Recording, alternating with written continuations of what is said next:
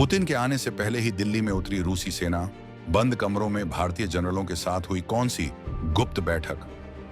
America देखता रह गया और रूस ने चल दी अपनी सबसे बड़ी चाल। 48 घंटे के अंदर बदल गई भारत की सुरक्षा रणनीति। बॉर्डर पर तैनात होंगे रूसी शिकारी या भारत को मिलेगी अदृश्य ढाल? दोनों देशों की सेनाओं ने मिलाया हाथ। मोदी पुतिन की दोस्ती का नया अध्याय, 100 अरब डॉलर की डील और वो स्पेशल प्लान जिससे कांप उठेगा चीन। दोस्तों, अंतरराष्ट्रीय राजनीति में कुछ मुलाकातें ऐसी होती हैं जो सिर्फ चाय की चुस्कियों तक सीमित नहीं होती, बल्कि दुनिया का नक्शा बदलने की ताकत रखती हैं। अभी व्लादिमीर पुतिन का विमान दिल्ली के रनवे पर उतरा भी नहीं है, अभी रेड कारपेट बिछा भी नहीं है, लेकिन उससे पहले ही एक ऐसी घटना घट गई है जिसने वॉशिंगटन से लेकर बीजिंग तक खलबली मचा दी है। खबर है कि पुतिन के आने से ठीक पहले रूस की थल सेना का एक बहुत ही खास और हाई प्रोफाइल दल चुपचाप भारत पहुंच गया। ये कोई आम सैनिक नहीं थे, ये वो रणनीतिकार थे जिनके दिमाग में युद्ध के नक्शे छपे होते हैं। 26 से 28 नवंबर के बीच, यानी पूरे 3 दिन तक भारत और रूस के सैन्य अधिकारियों के बीच गुप्त बैठकें हुई। भारतीय सेना की आधुनिक यूनिट्स का दौरा किया गया, बंद कमरों में नक्शे खोले गए और भविष्य की जंग की तैयारी पर चर्चा हुई। तो दोस्तों, आखिर पुतिन के आने से पहले इस एडवांस पार्टी को भेजने का मकसद क्या था? क्या भारत और रूस मिलकर किसी बहुत बड़े मिशन की तैयारी कर रहे हैं, या फिर सीमा पर कुछ ऐसा पक रहा है जिसकी भनक अमेरिका और चीन को भी नहीं है? आज हम आपको बताएंगे इस खुफिया दौरे की इनसाइड स्टोरी और पुतिन की भारत यात्रा के वो मायने जो आपको कोई और नहीं बताएगा।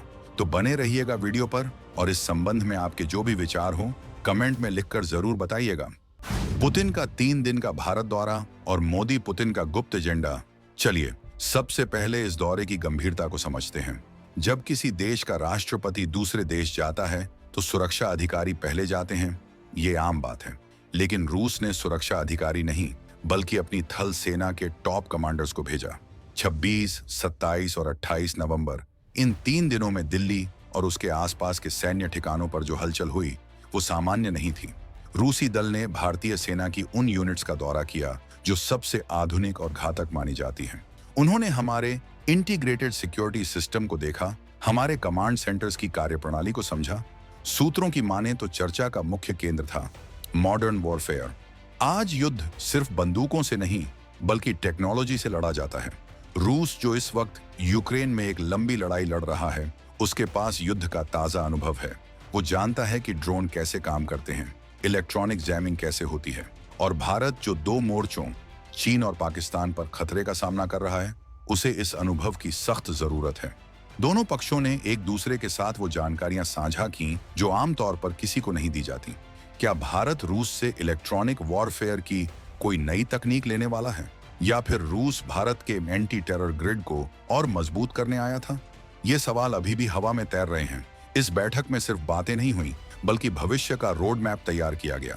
रूस ने भारत को अपनी नई रणनीतियां बताईं, जैसे कि हाइब्रिड वॉर से कैसे निपटा जाए और स्ट्राइक गाइडेंस कैसे बेहतर की जाए। वहीं भारत ने भी अपनी ताकत दिखाई। हमने रूसी अधिकारियों को अपना टेरर मॉनिटरिंग सिस्टम दिखाया, अपनी ड्रोन डिफेंस टेक्नोलॉजी दिखाई। भारत ने बताया कि कैसे हम कश्मीर से लेकर लद्दाख तक हर घुसपैठ को नाकाम कर रहे हैं।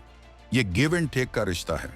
रूस को भारत की आईटी और एआई, आर्टिफिशियल इंटेलिजेंस क्षमता की जरूरत है, और भारत को रूस के युद्ध अनुभव की। दोनों ने मिलकर इस बात पर मंथन किया कि कैसे सैन्य ठिकानों को अभेद्य बनाया जाए। आज के समय में साइबर हमले सबसे बड़ा खतरा है। एक क्लिक से पूरा पावर ग्रिड ठप हो सकता है, मिसाइल सिस्टम हैक हो सकता है। इसीलिए साइबर सुरक्षा पर भी लंबी बातचीत हुई।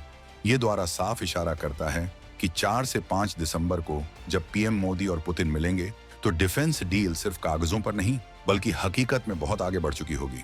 अब बात करते हैं उस महाघटना की जिसका इंतजार पूरी दुनिया कर रही है। रूसी राष्ट्रपति व्लादिमीर पुतिन 4 से 5 दिसंबर को भारत आ रहे हैं।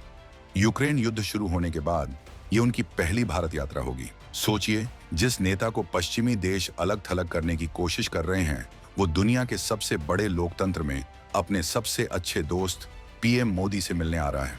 ये पश्चिमी देशों, खासकर अमेरिका और यूरोप के मुंह पर एक करारा तमाचा है।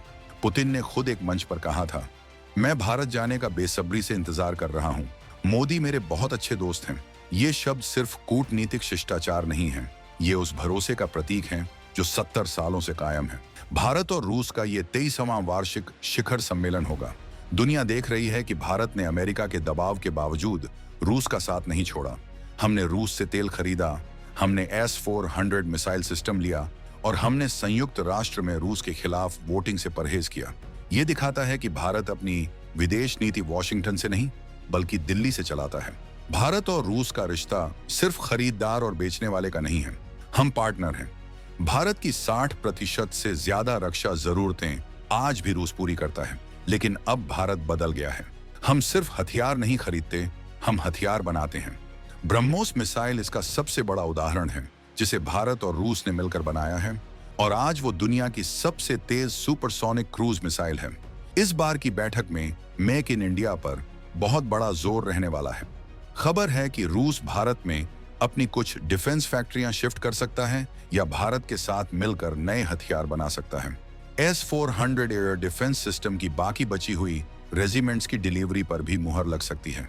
इसके अलावा AK-203 राइफल्स जो अमेठी में बन रही हैं, उनके प्रोडक्शन को तेज करने पर बात होगी। और सबसे बड़ी बात, सुखोई लड़ाकू विमानों के अपग्रेडेशन का मुद्दा। भारत अपने सुखोई बेड़े को सुपर सुखोई में बदलना चाहता है और इसके लिए रूस की मदद बहुत जरूरी है। सिर्फ रक्षा ही नहीं, व्यापार भी इस दोस्ती का एक बहुत बड़ा स्तंभ है। दोनों नेताओं ने 2030 तक द्विपक्षीय व्यापार को $100 अरब तक ले जाने का लक्ष्य रखा है। ये आंकड़ा सुनकर होश उड़ जाएंगे। अभी हम रूस से भारी मात्रा में सस्ता कच्चा तेल खरीद रहे हैं। इससे भारत को अरबों डॉलर की बचत हुई है और हमारी अर्थव्यवस्था को मजबूती मिली है। बदले में रूस भारत से दवाइयां, मशीनरी, ऑटो पार्ट्स और टेक्सटाइल खरीद रहा है। पुतिन की इस यात्रा में Arctic route, Chennai Vladivostok maritime corridor पर भी बड़ा फैसला हो सकता है। ये नया समुद्री रास्ता भारत और रूस के बीच व्यापार को बहुत तेज और सस्ता बना देगा। ऊर्जा सहयोग में परमाणु ऊर्जा भी एक अहम हिस्सा है। कुडनकुलम न्यूक्लियर पावर प्लांट में रूस पहले से मदद कर रहा है और अब नए रिएक्टर्स लगाने पर भी बात हो सकती है। यानी भारत की ऊर्जा सुरक्षा का रिमोट भी काफी हद तक इस दोस्ती के हाथ में है। जाहिर है, जब भारत और रूस इतना करीब आएंगे तो पड़ोसियों के पेट में दर्द तो होगा ही। चीन, जो रूस का दोस्त बनने का दिखावा करता है, वो अंदर ही अंदर इस बात से जलता है कि रूस भारत को वो हथियार देता है जो चीन को भी नहीं देता। S-400 इसका सबसे बड़ा सबूत है। रूस ने भारत को S-400 की सप्लाई पहले की, जबकि चीन इंतजार करता रह गया। चीन जानता है कि एक मजबूत भारत उसके एशिया में प्रभुत्व के लिए सबसे बड़ी चुनौती है। और पाकिस्तान की तो बात ही क्या करें। वो रूस से दोस्ती की भीख मांगता रहता है, कभी सस्ता तेल मांगता है, कभी हथियार। लेकिन रूस ने हमेशा साफ किया है कि भारत उसका स्ट्रेटेजिक पार्टनर है और वो भारत की सुरक्षा से कोई समझौता नहीं करेगा। पुतिन की ये यात्रा पाकिस्तान को ये संदेश देने के लिए काफी है कि उसका बाप अमेरिका हो या उसका आका चीन, भारत के दोस्त रूस के सामने उनकी एक नहीं चलने वाली। राजनीति और हथियारों से परे भारत और रूस का रिश्ता भावनाओं का भी है। रूस में आज भी राज कपूर की फिल्में देखी जाती हैं, आवारा हूं गाना गाया जाता है। वहां के लोग भारत से बहुत प्यार करते हैं। हजारों भारतीय छात्र रूस में मेडिकल की पढ़ाई कर रहे हैं। ये पीपल टू पीपल कनेक्ट ही इस रिश्ते की असली नींव है। जब युद्ध शुरू हुआ था और भारतीय छात्र यूक्रेन में फंसे थे, तब रूस ने भारत के कहने पर युद्ध रोककर भारतीय छात्रों को सुरक्षित निकलने का रास्ता दिया था। ये भरोसा एक दिन में नहीं बनता, इसे बनने में सदियां लगती हैं। पुतिन की यात्रा इस सांस्कृतिक बंधन को भी और मजबूत करेगी। पर्यटन बढ़ाने, शिक्षा में सहयोग और स्पेस रिसर्च, गगनयान मिशन में मदद, ये सब इस दौरे के एजेंडे में शामिल हैं।